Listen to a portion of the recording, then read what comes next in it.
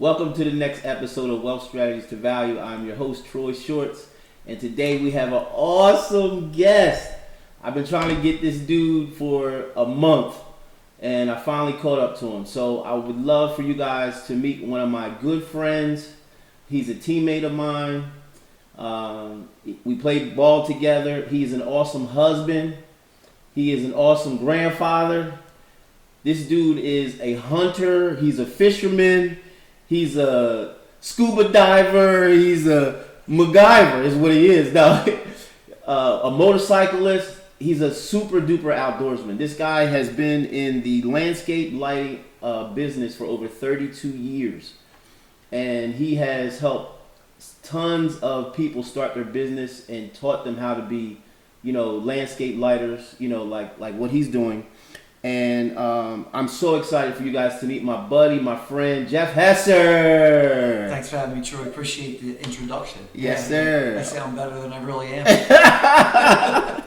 Well, Jeff, you're the man, and I just love your energy. I love your passion, and anybody who knows you, they all say the same things, right? They're like, "Where's Jeff at now? Oh, he's somewhere there. He's over in Texas. Oh, he's in Milwaukee. Oh, he's wherever." Yeah. But you just got a lot of energy, and you're just a really good dude, man. So thank you. Welcome. Thanks for coming out. Appreciate it.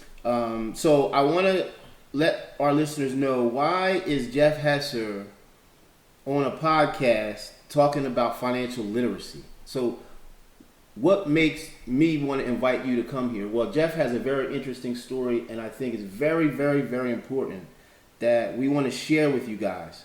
So I'll let Jeff tell the story. Right. All right. So let's start from the beginning. Okay. So where do you want to start? how we met, or how this? So we've known each other. Let's go back to since midget football. Yeah, midget football. We played 85-pound football together. Yep. We've lived a block from each other growing up. Yep. Your Yep. mother is like my second mother. Yep. And we've known each other since we were about 8 years old, 9 Something years like old. that. Yeah. So and we've had incredible adventures together. Oh yeah. A lot of Troy. What you don't know is Troy's an incredible fisherman. Okay, Oh, yeah, and he's talking about full of excitement. Let that hook into a fish, and this shit goes crazy. But go ahead. So when we were in high school, Yes. right? You had some tragedy. Yes. All right. So speak about that and kind of what happened and how did it change you? How did it shape you? And So when I was I was 24 years old. Okay. My mother had a seizure and fell in the pond in our yard and drowned in the pond in the backyard. Oh my. So she was out there feeding the fish. Now I had put this pond in for her as a 50th birthday party surprise. I had a team of guys come into the property when she was on vacation with my dad. We landscaped the yard. That's what I did. I was in the landscape business. Right. Put a pond in, put fish in, a patio, everything. And when she came home from vacation, the yard was landscaped. It was done. And it was my present to her for her 50th. It was before the TV shows when they show up in your yard and they renovate it. I did that before they were doing that. Yeah. So, unfortunately, a few months later, she was at the pond. She was down there feeding the fish in the morning before she went to work, having her newspaper, having her coffee, reading the paper, and testing the water. And she had a grand mal seizure, rolled over, hit her head, and fell into the pond and drowned. Oh my God. And my sister-in-law found her 7 hours later when she came home from work, because my brother and sister-in-law lived next door. They rented the house from my parents next door. And that was the beginning of a big tragedy for us, losing my mom at a young age, and she was just 50. Wow. Crazy. Yeah. And when I tell people the story, that they look at me like, how do you don't make that up. Yeah. It's bizarre, but that's how it went down. Yeah. Oh So my God. that kind of changed my trajectory in life. Yeah, so let's talk about that. And previously to that, I had lost my best friend, Billy Dixon, in a tragic car accident 2 weeks before he was done his 4 years in the Marine Corps. Yeah. So that guy was going to come out of the Marine Corps. Him and I were going to start a landscape business together and be partners. And I was going to run the irrigation, and he was going to do the landscape side of it. And he died in a car accident. So I lost my best friend, and then A year later, I lost my mother. Wow. So Tough. it makes you appreciate things more and kind of opens your eyes to how fast things can happen. Yeah. Okay. Yeah. So, after that, you got over that, right? Yep. And you met the love of your life. Yep. Right? Got Yes. married. Yes. Right? So how many years you been married now? It's 19 years now. Okay. We've been together for 24. But Okay. her and I had met when we were 16 years old. Yeah. So I met my wife at 16, but we didn't get married till we were 32. Okay. We just went separate ways. Yeah. But we always liked each other. We always dated on and off. But Yeah. I just wasn't ready to get married. Let's Yeah. just put it that way. Yeah. All right. You know? Well, that's all good. But you're a great husband, though. You're a great Now, husband. yeah. And you're a great grandfather too. So it's all in time. So when I was young in the business, we do services, we do products for our clients, and one of the things that I had a conversation about, Jeff, was disability insurance, right? So most people think, why would I buy disability insurance? I'm never going to get injured. I'm never going to get sick. That's never going to happen to me, right? And I remember saying to Jeff, dude, you ride motorcycles, you hunt, you fish, you do all this stuff. I'm like, what if something happens, dude? Like, you got to make sure you protect your most valuable asset, which is your ability to earn an income. Yep. Right?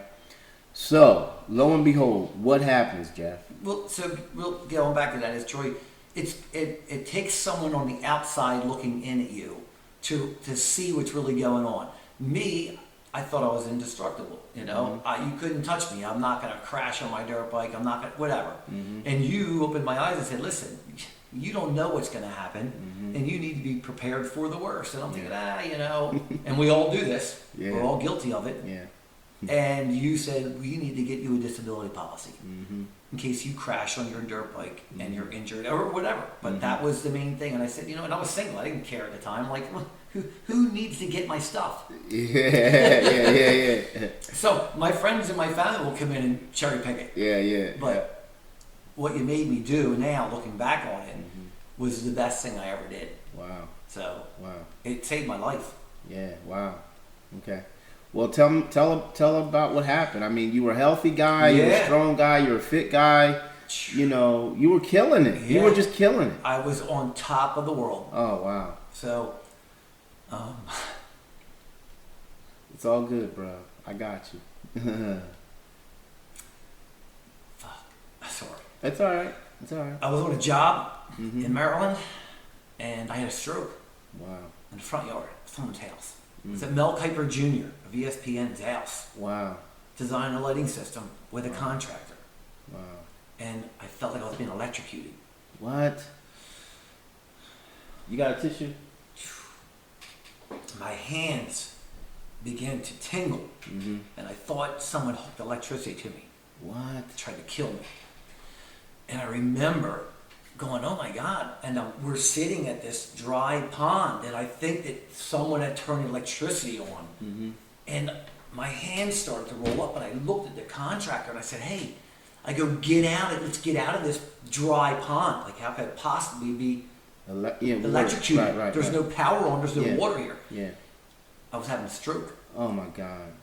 I got up and I tried to get out of this pond thinking I'd be electrocuted, and the contractor is looking at me like, what do you mean? He's sitting next to me and it's not happening to him.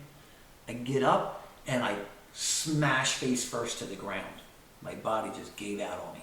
And then I'm crawling across the yard, and the contractor says, stay down. He calls, thank goodness, he called 911 immediately.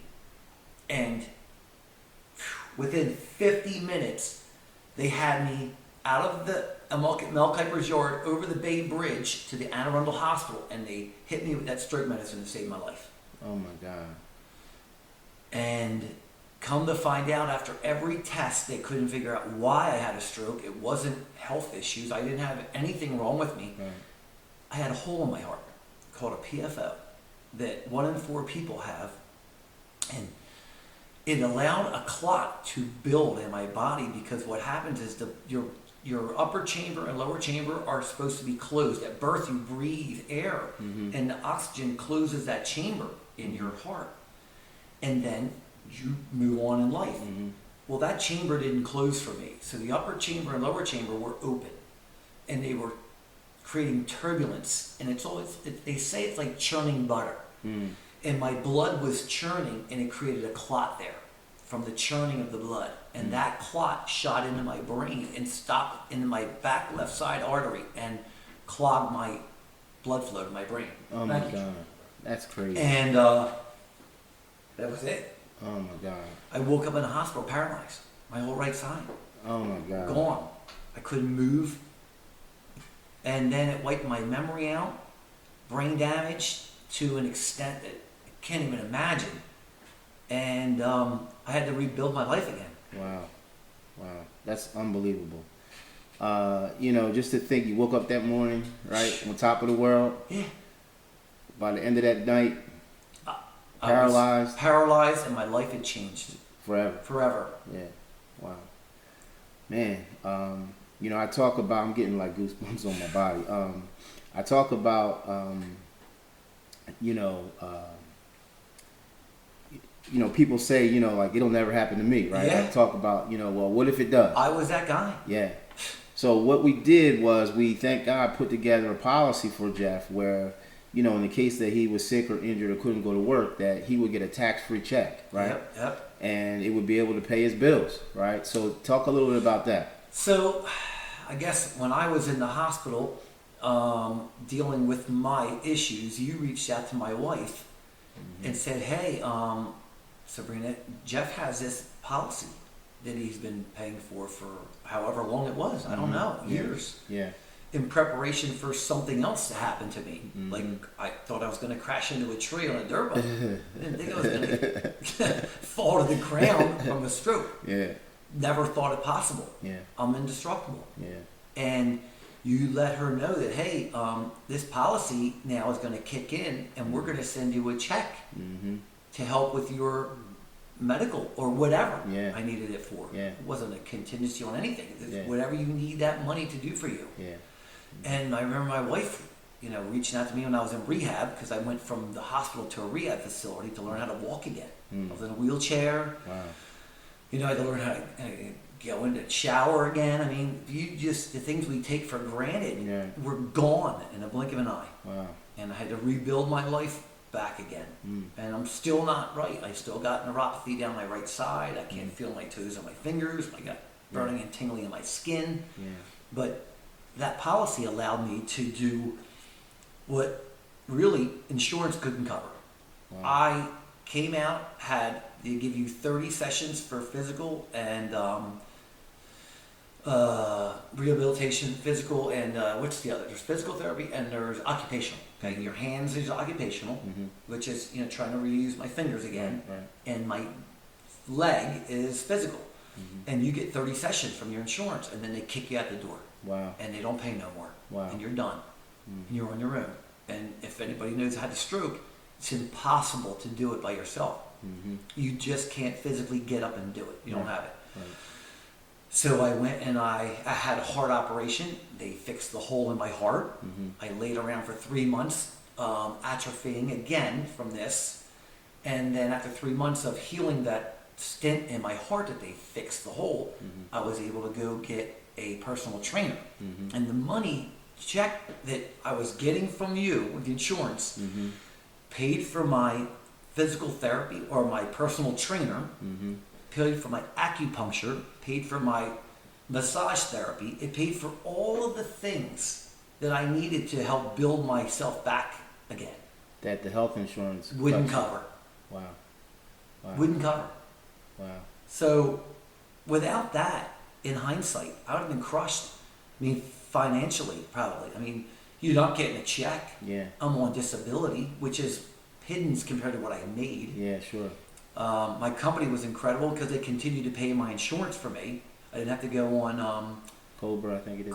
yeah, whatever that is. Yeah. They paid, and they were incredible. My company was incredible. They held my job for 1.5 years. That's a blessing, man. Hired someone else to take over my territory in the meantime while I healed and helped me. But the insurance, that money built me back up again. Wow. I took that check and I used it completely. All of it went right into everything. Acupuncture. You know, it was $800 a month for my personal trainer. Wow. You know, 3 days a week for a year and 3 months. I went to a Marine boxer, badass. Yeah. And he rebuilt me. Wow. I mean, I had to do the work. Yeah, but he put you on the plane. He put me on a plane, and I couldn't have done it without him. Yeah. I couldn't. His name is Troy also. Oh, shucks. So Must be a bad guy. Troy Shorts is my financial savior, and Troy Hood was my physical savior. Wow. So I got to meet this guy. You do. Oh, man. So I would like you to share with our audience, you know, what I like to call your serendipity moment, right? You know, that's when, you know, in life we all go through stuff. We all have ups and downs, but a lot of times, especially when you're younger, you know, some bad things happen and you think, you know what, this is the worst thing that could ever happen to me in my entire life. But then after you have some experience and you look back on it and you say, you know what, that was actually the biggest blessing. You know, this is who I am now, and maybe this is why I am now. Yeah. As a result of what we thought was something like tragic. Yeah. Yep. So I want you to kind of share a little bit about that. So, man, I guess I look back and I go, man, I feel sorry for myself, and I can't believe this happened to me. And I remember having some conversations with you. And what am I going to do? And I can't ride my dirt bike anymore. There's a lot of things. I can't scuba dive anymore. Mm-hmm. There's all these things I can't do. But man, I look at it and I go, this could have been worse for me. Mm-hmm. I could have been paralyzed in a wheelchair, dead, right? Mm-hmm. Or just where my wife has to feed me. Yeah. Mm-hmm. I can't enjoy my granddaughters. Yeah. You know, take care of my daughter and my wife. And yeah. So it was that I'm alive. Yeah. I have an incredible support system. Yeah. I know your dad too, right? Yeah. Your dad's like back in. Yeah. He's always there. He's my brother. Yeah. My sister. And your relationship with your brother is probably the best it's been since you were 2. Yeah. I mean, we had 12 years where we didn't really talk, communicate, because of other bullshit, things that happen in life. Yeah. And you know, he had a near-death experience. Wow. Which is how I went to help him and how we got back together again. He went off the side of a mountain on a quad and got airlifted to a hospital and almost died. Both lungs collapsed, broken shoulder, a lot of issues, and I went to help him after that. Yeah. And that. So I should have been selling him a policy for the dirt bike. He should have had a policy for that. You don't plan on going over the mountainside. Yeah.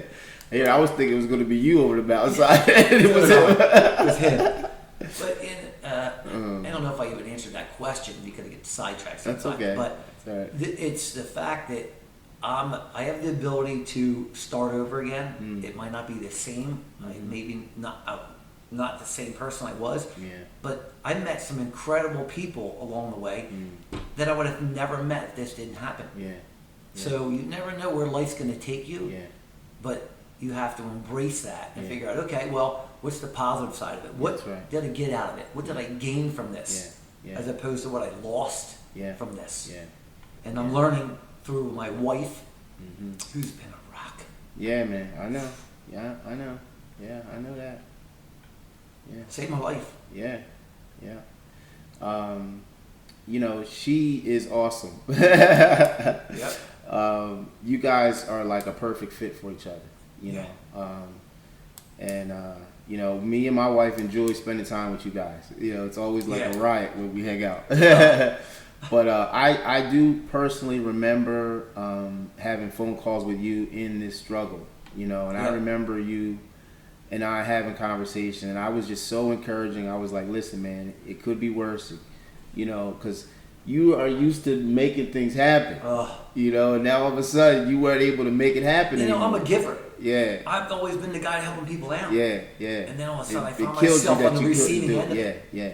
And you know, sometimes people like that, it's hard to receive, you know, because you're not built that way. No. You know, and sometimes, I don't know if it's pride or what, I don't know what it is, but sometimes givers are not good receivers. Well, my mother, the way she raised us. Yeah.